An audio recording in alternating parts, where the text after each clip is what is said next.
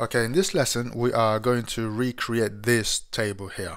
Okay, we'll come across a few new elements specifically to do with tables. So to get started, in project D, let's create a new file, and we can save this file as table.html, and within it we could type HTML and tab.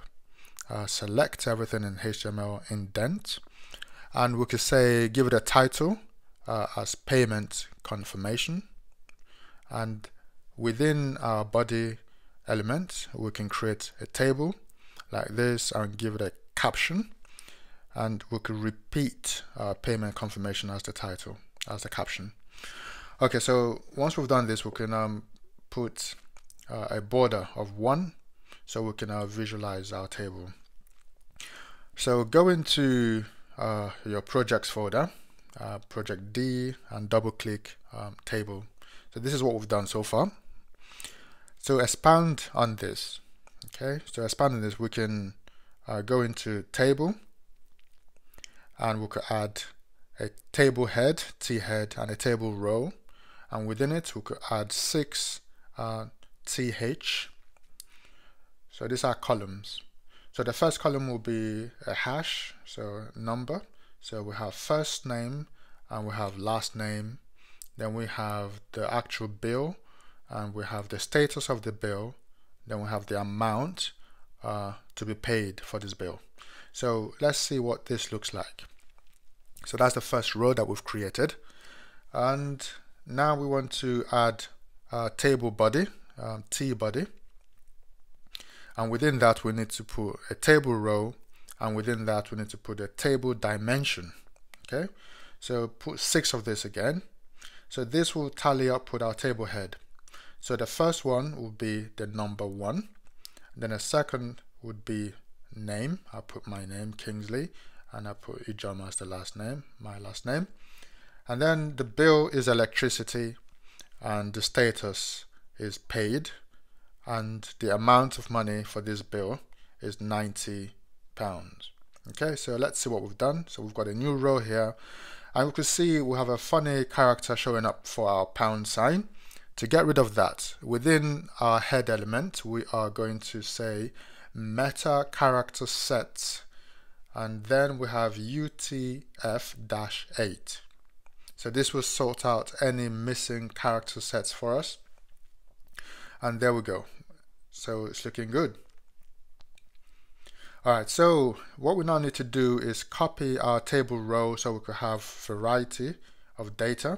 So change 1 to 2, and we could change the first name to Frodo, and we could change the last name to Baggins.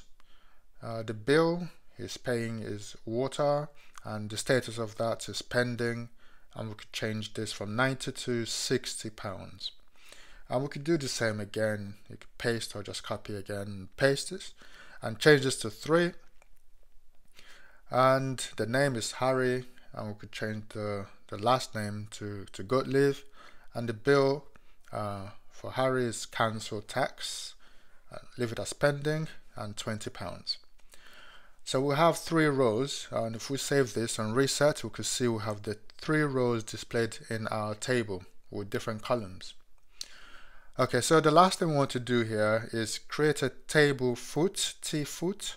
Within it we'll put a row, but this time we need just 2 table dimensions. The first one will be the label, which will be total, and then the second one will be the total of the bills. So we say 190. Okay, so if we save this and reset, we can see it looks there. So we have 90 plus 60 plus 20 is 170. Okay. Alright, so our table is looking close enough to what we want it to look like. So we want our total to span across 5 different columns. To do that, we say col span, and we say 5. Okay, simple as that. So if we save this work and reset, we can see we have the column spanning all the way there. Okay, so we could do the same thing with the name. I could say column span 2. So get rid of this, so we don't need to have first name and last name. And that's what we have there.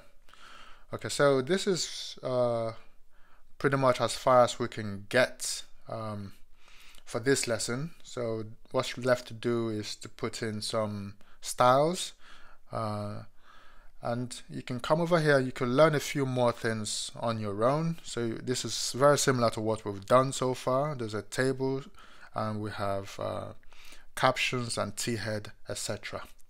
So this is where this project, this lesson will end. In the next lesson we'll add some styles to it. So I'll see you in the next lesson.